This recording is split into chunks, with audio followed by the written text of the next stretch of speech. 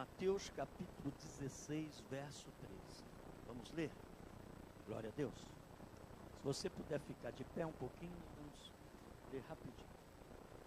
Diz assim a palavra: Indo Jesus para os lados de Cesareia de Filipe, perguntou a seus discípulos: Quem diz o povo ser o Filho do Homem?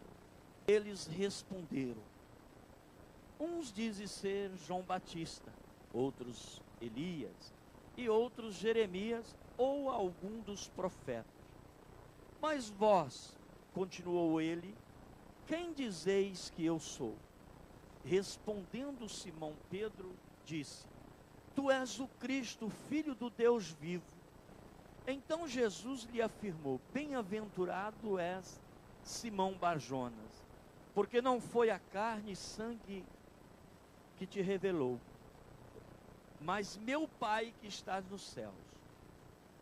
E também eu te digo que tu és Pedro, e sobre esta pedra edificarei a minha igreja, e as portas do inferno não prevalecerão contra ela. Dar-te-ei as chaves do reino dos céus, e o que ligares na terra terá sido ligado nos céus, e o que desligares na terra terá sido desligado nos céus. E então advertiu os discípulos de que a ninguém dissessem ser ele o Cristo. Pai, no nome de Jesus, nós te louvamos nesta manhã,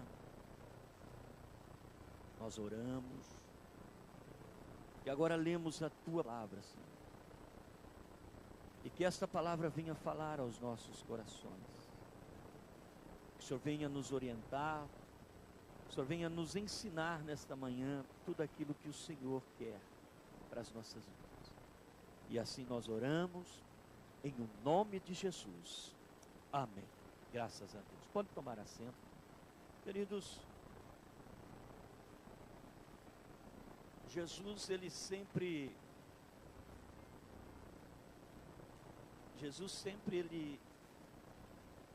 aonde ele chegava, ele tinha um diálogo com as pessoas. E esse diálogo era sempre para despertar algo na vida das pessoas. E ele é especialista em fazer isso, de nos despertar algo em nós. E se não fosse Jesus nas nossas vidas, nós seríamos o quê? Um robô. Um robô. Vocês já observaram uma pessoa sem Deus? Quais são as atitudes delas? Sem fundamento, coisas assim, sem noção. As pessoas, elas confiam na sua própria inteligência. Outros confiam na sua própria força física. Mas Jesus, quando ele chamou os seus discípulos, ele os chamou para preparar para uma missão. E esta missão não foi assim por um tempo curto. Essa missão é uma missão contínua. Jesus, ele preparou 12 homens, e desses 12, um ainda o traiu, que foi Judas. Mas Jesus não desistiu. Então ele preparou aqueles 12 homens, para que daqueles 12 homens continuasse sendo preparado outros discípulos, outras vidas, para que a palavra, o ensinamento de Cristo continuasse sendo pregado. E quando Jesus ele reúne com seus discípulos nesse momento da história, ele faz uma pergunta. Ele pergunta para os seus discípulos: olha, vocês estão aí andando, aí pela cidade, o que as pessoas pensam de mim? Quem eles pensam que eu sou? Jesus fez essa pergunta para os discípulos dar a resposta daquilo que as pessoas lá fora, como eles estavam vendo Jesus. E eles responderam: olha, Jesus, tem um grupo aí que acha que o senhor é João Batista. E João Batista nessa época já estava morto. Então, em outras palavras, olha, até alguém aí achando que o espírito de João Batista invocou no senhor. Era mais ou menos isso que eles estavam querendo dizer. Jeremias, que já tinha morrido há tantos anos. Elias. Então essa era a visão do povo. Mas Jesus, ele não estava preocupado, embora ele sabia de todas as respostas, ele sabia de tudo que as pessoas, de como as pessoas o viam, assim como ele sabe hoje, como eu e você o vê. Mas Jesus, ele não estava preocupado em saber o que o povo, as pessoas lá fora, estavam pensando dele. Ele estava preocupado em saber como aqueles homens que estavam sendo preparados por ele para dar continuidade ao seu ministério e reproduzindo ou produzindo novos discípulos, preparando outros para servir a Cristo. A preocupação de Jesus era saber o que os seus discípulos, como os seus discípulos o via. Quantos aqui é discípulo de Jesus? Quantos aqui é discípulo? Todos nós somos discípulos de Jesus. Se servimos, seguimos os seus ensinamentos, somos discípulos de Jesus. Agora eu pergunto, como vocês vê Jesus? Se Jesus chegasse aqui hoje, aqui, agora, e perguntasse para nós, o que eu represento para vocês? Qual seria a nossa resposta? Qual seria a resposta de cada um? Vocês observaram lá que Jesus fez a pergunta, e uns foi respondendo, outros respondendo, e quando Jesus pergunta, e vocês? Pedro toma a palavra e diz, tu és o Cristo, Filho do Deus vivo. E Jesus então pega e responde assim, Pedro, não foi a carne e sangue que te revelou, mas sim o Pai que está no céu. Bem-aventurado és tu. Queridos, Jesus, ele quer ver, ele quer ouvir de nós, de como nós o vemos. Agora, ouvir palavras bonitas, frases bonitas, é muito lindo, não é? Às vezes você vê uma pessoa recitar uma frase assim, às vezes nós ficamos encantados, olha que sabedoria essa pessoa. Agora vocês acham que Jesus, ele vai se encantar? Ou ele tem se encantado com palavras bonitas? Será que só as palavras que saem dos nossos lábios são suficientes para convencer-nos a acreditar naquilo que nós estamos falando? Sim ou não? Lógico que não. Porque eu posso falar coisas que não estão no meu coração. Eu posso falar coisas que eu conheço, que eu não vivo no meu dia a dia. E tem pessoas que têm uma facilidade de se comunicar tremenda. Tem pessoas que têm uma facilidade de escrever frases, recitar frases, que nos deixa assim, às vezes, de boca aberta. Mas são pessoas que não vivem o que falam. Nós não podemos generalizar. Mas Jesus, quando ele ouviu Pedro dizer aquilo, ele disse, bem-aventurado és tu, Pedro, porque não foste tu, falaste melhor, não foi o conhecimento, o teu conhecimento que alcançou isso, mas o meu Pai que está no céu que te revelou. Então você recebeu essa revelação e colocou para fora. E é isso que Jesus quer de nós, querido. Jesus quer que nós sejamos espontâneos, mais sinceros. Jesus quer que nós sejamos sempre envolvidos com Ele. E esse envolvimento venha nos trazer uma vida de vitória, ou causar uma vida de vitória nas nossas vidas. Porque, como eu disse no início, Deus não nos chamou por acaso. Deus tem um projeto especial para cada pessoa, para cada vida aqui, para cada ser humano. Mesmo aqueles que não têm entendido, Deus não permitiu essas pessoas vir ao mundo para ser bandido. Deus não permitiu um homem vir ao mundo para ser um assassino. Foi uma opção dele. Porque quando nós estudamos a Bíblia, nós vamos ver que Deus, ele não entra nas nossas decisões. Ele nos deu o livre-arbítrio, ele nos deu o direito de escolha. Mas ele não impede a pessoa em conhecer a verdade. Oportunidades são para todos, mas nem todos têm recebido ou têm aproveitado a oportunidade. Recebido todos têm, mas não têm aproveitado a oportunidade. Por quê? Porque foi uma escolha. Eu decido a minha vida.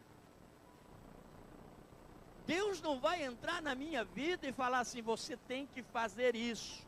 Ele pode até oferecer, olha, eu tenho essa opção para você. E muitas pessoas têm optado pelas opções que o inimigo da sua alma, das nossas almas, tem oferecido. E depois as coisas não dão certo, depois as coisas ficam confusas, depois as coisas começam a ficar perturbadas, aí a pessoa começa a se desesperar. E esse é o trabalho, o projeto do inimigo. Ele trabalha para confundir a mente das pessoas. Ele trabalha para confundir as pessoas na hora da decisão. Ele trabalha para colocar em confusão no momento em que você vai ter que tomar uma decisão que vai definir o seu futuro. É muito sério. Olha, eu estava conversando com as pessoas essa semana. E eu dizia assim, então a pessoa fez uma pergunta para mim. A pessoa disse assim, mas hoje o povo está vivendo assim,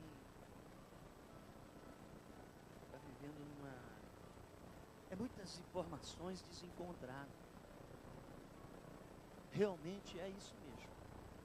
Muitas informações que não tem nada a ver com os ensinamentos de Cristo. Sabe por que eu disse para a pessoa? Porque hoje, o que acontece? Isso eu estou falando isso dentro das igrejas. Presta atenção. Lá fora, lá fora está uma bagunça geral. Estou falando dentro da igreja. Quando eu falo dentro da igreja, não estou falando dentro dessa igreja. Estou falando da igreja de Cristo, na face da terra. Porque todos aqueles que pregam a palavra, todos aqueles que levam a sério, essas igrejas são as igrejas de Cristo. Então o que está acontecendo? São informações que estão sendo passadas para os ouvintes, para as pessoas, informações desencontradas com a verdade. Aí fica aquele monte de informação, ou de informações, que as pessoas não sabem o que fazer. Por quê? São informações. Uma hora você escuta uma coisa e fala assim, mas será que isso é verdade? Aí daí a pouco o mesmo assunto com informações desencontradas, diferentes. Aí há uma confusão na mente das pessoas. Mas por que está acontecendo isso? Primeiro, nós temos que ser realistas. Queridos, nós não podemos nos enganar. E assim como não queremos ser enganados ou enganar alguém, também não queremos ser enganados, certo ou não? Mas a maioria dos enganos que nós vivemos na nossa vida é pela nossa própria culpa. Pastor, mas como assim? Às vezes temos preguiça de buscar a verdade. Às vezes temos preguiça de ir à palavra. Às vezes temos preguiça de nos informar corretamente, buscar as informações corretas. Preferimos receber uma coisa pronta. E os espertalhões, sabendo disso, ele chega e faz o seu prato, o prato predileto que as pessoas querem comer, e lança. Então a culpa é nossa. E desculpa eu dizer isso, eu estou falando pelo bem de cada um de nós. Pelo bem de cada um. Se eu procuro me informar, se eu procuro aprender corretamente, ninguém vai me enganar. Sim ou não? Concorda comigo? Agora, se eu estou nem aí, o que vim para mim tá bom. Aqui nós temos aqui vários restaurantes aqui na cidade. Não vou falar o nome porque mas todos os restaurantes fazem a comida com o mesmo sabor, com a mesma qualidade. Eu tenho certeza que cada um de vocês, assim como eu como pouco fora, mas quando saio eu tenho a preferência, porque a gente já conhece, a gente sabe que vai ser bem servido. Queridos, a palavra de Deus é o alimento perfeito, mas quando ela é aplicada corretamente, porque há muitos que têm usado a palavra de Deus para explorar, não para ensinar. Você está doente? Vem cá. Esses dias eu vi uma situação que eu fiquei, não vou falar o nome do pastor nem o nome da igreja, mas o camarada disse assim: eu estou queimando a Bíblia porque esse povo tem que aprender a ouvir a palavra que sai da minha boca, não o que está escrito na Bíblia.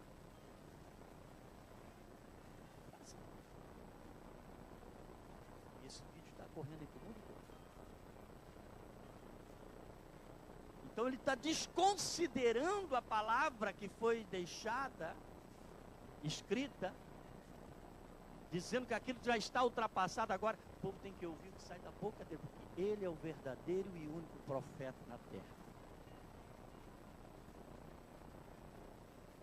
Eu vou dizer uma coisa para vocês, e muitas pessoas acreditam nisso. Muitas pessoas estão seguindo isso, seguindo esse tipo de pessoas. Eu não a conheço, nem pretendo conhecê-lo, mas é a realidade que nós estamos enfrentando. Jesus, ele pergunta nesta manhã: como vocês me veem? Como um profeta? Talvez alguém poderia dizer: é um profeta. Ele é um curador, curadeiro. Muitas pessoas olham para Jesus como um curadeiro. Ele cura? Sim, ele cura. Lógico que ele cura. Jesus, ele pegou Lázaro, que já estava há 4 dias dentro do túmulo, e fez com que Lázaro ressuscitasse, revivesse.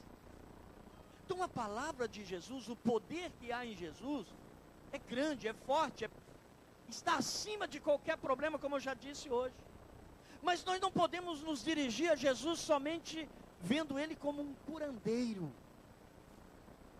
Nós temos que olhar para Ele como o autor da vida, como aquele que nos deu a oportunidade de viver um projeto sério, um projeto que pode nos levar a alcançar muito mais além da cura física, que é a cura da alma, que essa é o mais importante na vida do ser humano, que é a salvação eterna. E Jesus, ele vem oferecendo tudo isso, mas nem todos estão preocupados com isso. Alguns veem Jesus como uma oportunidade de emprego. Será que vocês conhecem alguém assim? Outros veem Jesus como um advogado para ir lá e resolver sua causa na justiça. Querido, não estou dizendo que não podemos procurar Jesus para resolver. Podemos sim. Mas não é esse o ponto principal. Não é isso que Jesus significa para nós. Nós não podemos ter Jesus somente como um advogado diante de uma ação na justiça. Nós não podemos ter Jesus somente como um médico diante de uma enfermidade incurável. Nós temos que olhar para Jesus como um todo, como um Deus completo, como um Deus que nos domina, como um Deus que nos capacita, como um Deus que nos leva a conquistar grandes coisas, além daquilo que estamos vivendo no momento. Nós não podemos limitá-lo. Porque quando eu olho para Jesus e o vejo como um médico, eu estou limitando o seu poder. Quando eu vejo ele como um advogado, eu estou limitando o seu poder. E ele é um Deus completo, um Deus que faz tudo perfeito, e um Deus que te escolheu para viver essa perfeição que ele criou.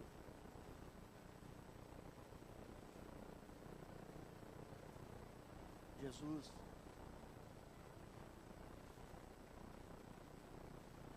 eu acho que, embora ele sabia das respostas, de como as pessoas o viam,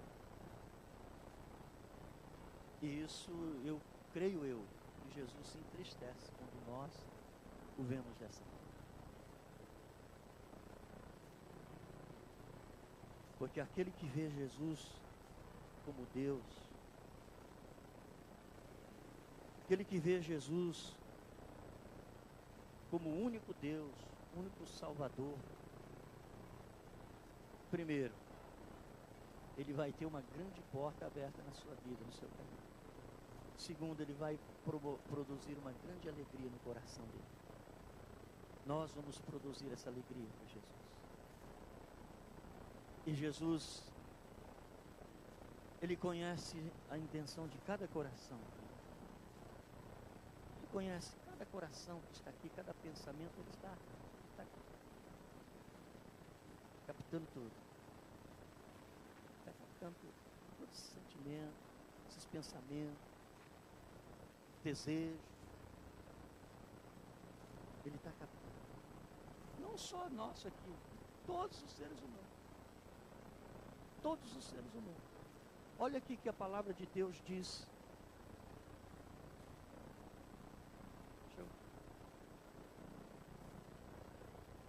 Esse é um versículo muito lindo, precioso. Está em...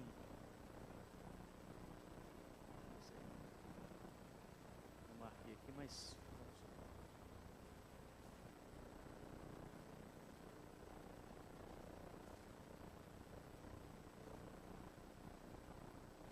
De tudo que não é cântico, não, é Eclesiastes. De tudo que se tem ouvido, a suma é teme a Deus, guarde os seus mandamentos, porque isso é o dever de todo homem. Porque Deus há de trazer a juízo todas as obras, até as que estão escondidas, quer seja boas, quer seja más. Ele sabe tudo. Muitas pessoas às vezes tentam esconder as coisas de Deus. E nós achamos que somos especialistas em esconder as coisas. Escondemos a esposa, escondemos os filhos, escondemos o pai, a esposa do marido, o marido da esposa, enfim, escondemos. Conseguimos esconder, talvez por... Tem pessoas que às vezes conseguem esconder. Eu já vi casos de pessoas que esconderam certas situações na vida deles, certos acontecimentos, até o momento da morte. Vocês já ouviram isso? Ah, fulano revelou, mas tanto... Conseguiu. E outros levam para o túmulo esse segredo. Mas diante de Deus, ninguém tem segredo. Queridos, por isso que Jesus, quando ele se apresenta aos seus discípulos, ele fala assim, olha, eu fico imaginando, isso é uma coisa que eu estou colocando, eu fico imaginando Jesus, não adianta vocês quererem esconder nada de mim. Eu quero que vocês sejam sinceros, porque eu sei tudo que está no coração de vocês. E o Senhor nos convida a ser transparente. É feio, pastor, é muito feio, é muito doloroso eu chegar diante de Deus e reconhecer. Não é não. Doloroso vai ser chegar diante dele um dia e ele te revelar para você. Eu fiz isso. Não, você fez isso. Você fez. Quando nós reconhecemos os nossos erros, quando nós expomos os nossos erros diante de Deus, na presença de Deus, o que acontece? Perdão. Deus libera o perdão. E ao liberar o perdão, nós estamos livres daquele erro que nós cometemos. Quantas pessoas que traz aquele cargo de consciência, aquele peso na consciência, por que eu fiz isso? Por que eu fiz isso? Sabe por que a pessoa traz isso? Porque não se humilhou diante de Deus, não pediu perdão para Deus, e às vezes também pedir perdão para a pessoa quando a gente magoa, a gente faz alguma coisa, é muito bom e necessário, mas é vergonhoso. Preferido se passar um minuto de vergonha e ser alcançado pela misericórdia de Deus, o perdão de Deus, do que carregar esse peso para o resto da vida e correr o risco de perder a salvação. Há muitas pessoas que estão iludidas com isso. E muitas pessoas estão sendo instruídas a não agir dessa forma. Ah, você vai se expor, aí vai ser um escândalo, aí vai ser... Queridos, nós temos que estar atentos ao que diz a palavra de Deus. E a palavra ela é bem clara. Tudo vai vir ao juízo. Tudo vai vir. Tudo vai ser esclarecido. Deus vai trazer a juízo todas as obras, até as que estão escondidas. Agora, eu quero só falar uma coisa para vocês. Se tiver alguém ainda pensando o contrário, comece a pensar diferente. Há muitas pessoas que estão vivendo, estão frequentando igrejas, achando que morreu, acabou. Acabamos aqui. A nossa história acaba aqui. Não. História nenhuma, de nenhuma vida, nenhum ser humano vai acabar aqui na terra. Após a morte existem dois caminhos.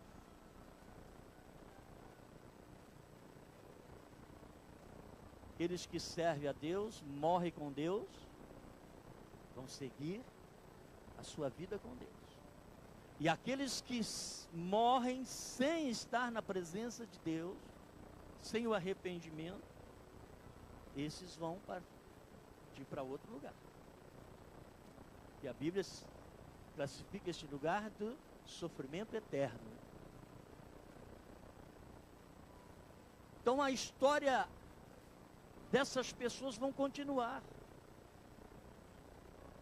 Ou o caminho de Deus, ou o caminho das trevas. E como eu posso,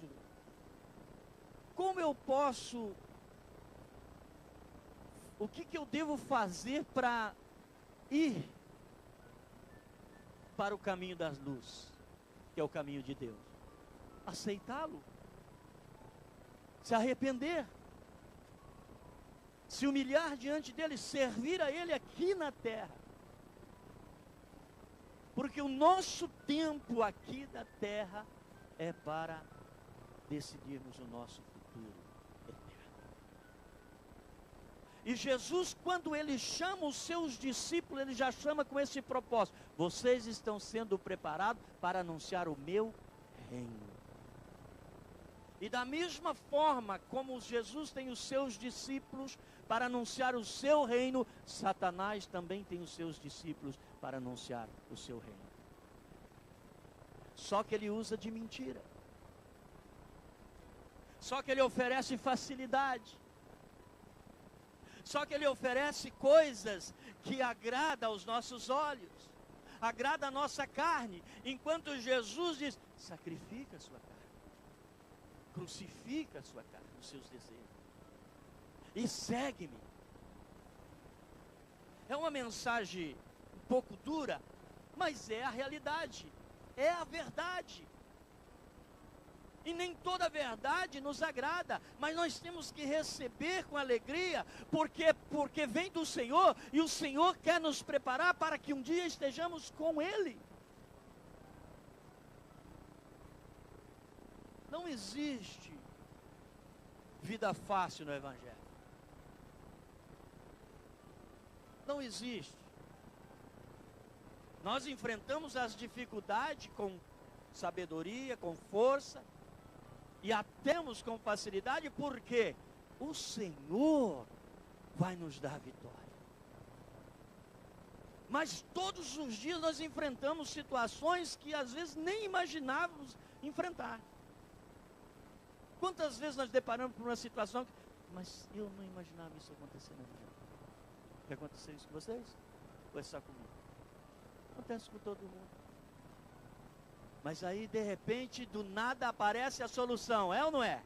E quem é que traz? Do nada, não. Essa solução vem de Deus. Deus não é o nada. Deus, Ele é perfeito. Né?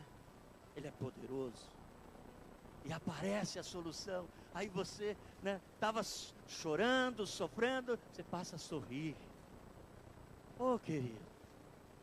Então vale a pena abrir mão daquilo que o inimigo oferece todos os dias. Vale a pena dizer não para as coisas que desagradam a Deus e dizer: Deus, eu estou aqui neste mundo, tenho os meus compromissos aqui na terra, mas eu também estou comprometido contigo, estou comprometido com o teu reino. Nós podemos ser servos de Deus, né? Nós podemos ser um servo de Deus, conviver com as pessoas que não são servos de Deus, sem nos contaminar, sem nos envolver com as coisas que eles se envolvem. Porque se nós formos fazer um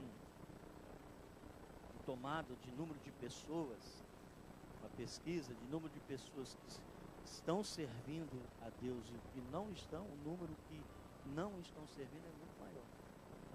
Muito maior.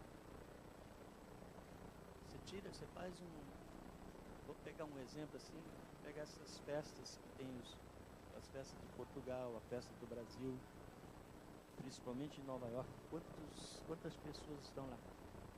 Agora faz um culto ar livre como nós fizemos aqui, deu 40, 50 pessoas.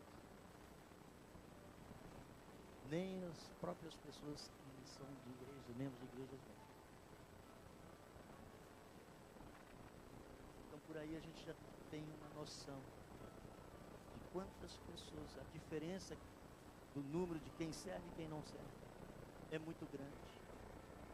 Agora eu faço uma pergunta: devemos desistir, devemos abandonar essas pessoas? Não, porque elas são influenciadas.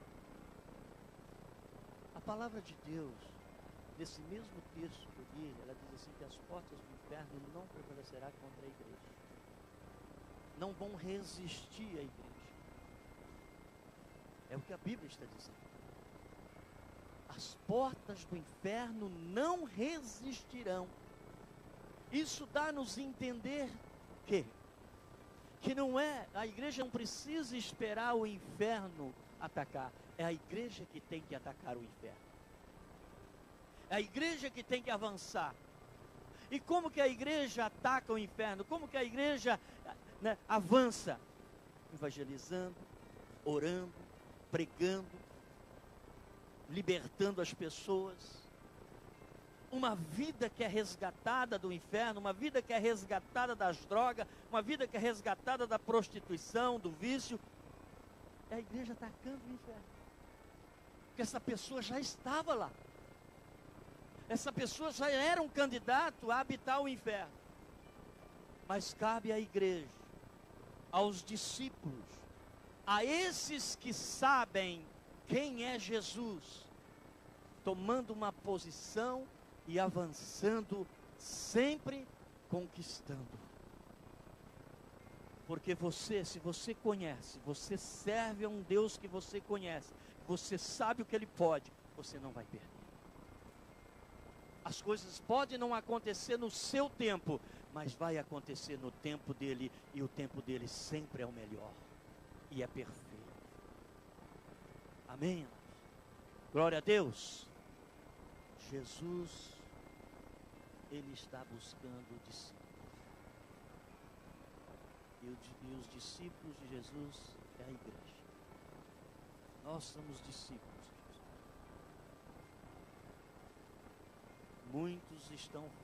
Muitos homens estão fazendo discípulos seus.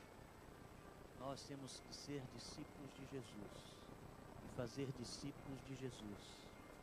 Nós somos instrumentos para anunciar esse Jesus que está à procura de discípulos. Agora é através da igreja que esses discípulos são formados. Amém? Então você tem essa responsabilidade. Eu tenho, nós temos. Porque também somos discípulos de Jesus. E temos que continuar fazendo discípulos para Jesus. Se coloque de pé. Aleluia. Eu quero que você feche os seus olhos agora.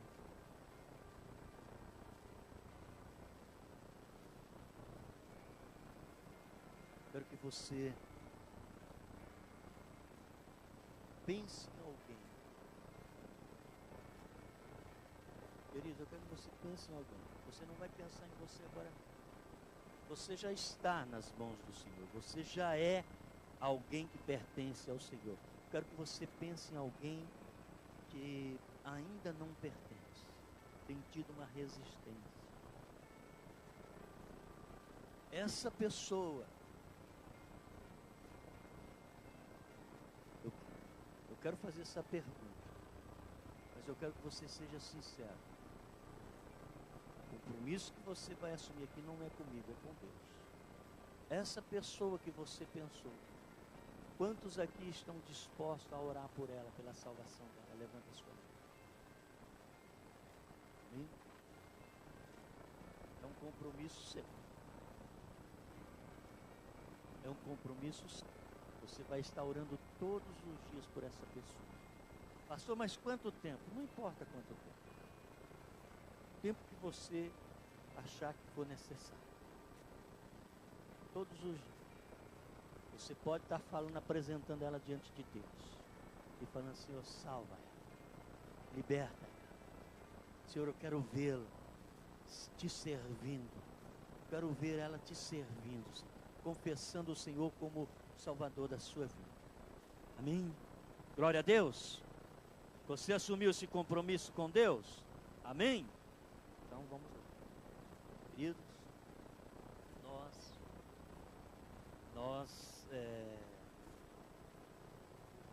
nós temos que nos comprometer mais com o reino de Deus e menos conosco mesmo. Porque quando nós estamos comprometidos mais com o reino, né, aí Deus começa a nos abençoar mais. Às vezes nós estamos tão preocupados em buscar em Deus pelas causas nossas, pela nossa vida, pelos nossos projetos, e nos esquecemos do reino de Deus. Aí Deus também fala assim, espera aí, esse camarada ou essa mulher só quer para ele? Não entendeu? Eles não entenderam. Então que nós venhamos entender isso. Quando nós estamos compromissados com o reino de Deus, o compromisso de Deus com nós vai ser maior. Amém? Feche os seus olhos e vamos orar. Pai, no nome de Jesus nós te agradecemos nesta manhã. E diante da tua presença nós assumimos este compromisso de orar, meu Deus, e clamar por vidas que estão sofrendo, vidas que estão perecendo. Pai, quem sabe vidas que conhecemos há tanto tempo e passamos desapercebidos pelo sofrimento, pela vida que essas pessoas estão levando longe de Ti. Mas nesta manhã nós assumimos este compromisso, esta aliança, de orar e clamar por essas vidas, pela salvação, pela libertação, pela salvação da alma de cada pessoa. Senhor, usa esta igreja, usa, Senhor, os Teus filhos, as Tuas filhas, Pai, honra a fé e a busca deles, meu Deus, neste projeto, Pai, a qual nós estamos assumindo nesta manhã, em busca de almas, de vidas, em fazer discípulos para o Senhor. Porque assim como o Senhor, Pai, chamou os seus discípulos e o convocou e disse: ide pregai o Evangelho e fazei discípulos. Pai, assim nós também estamos, Pai, seguindo este propósito, este projeto do Senhor que se iniciou lá mais de 2000 anos atrás. Pai, usa as nossas vidas, usa a Tua igreja, com poder, com autoridade, com ousadia, com fé, para que o Teu nome, o Teu reino seja exaltado na terra. Assim oramos em nome de Jesus. Amém. Graças a Deus. Amém.